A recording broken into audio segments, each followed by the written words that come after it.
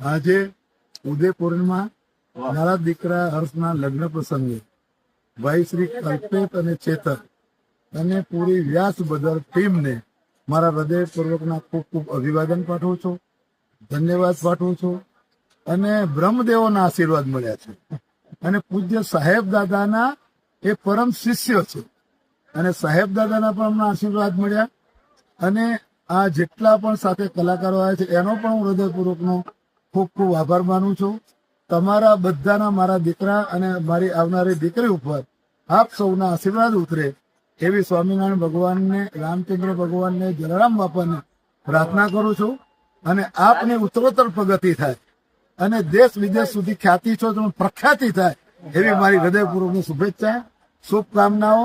આપનું ભગવાન દીર્ઘાયુ આયુષ્ય આપે, તનથી, મનથી, ધનથી અને એથી વિશે તમારી તંદુરસ્તી મસ્ત રહે એવી મારી શુભેચ્છા.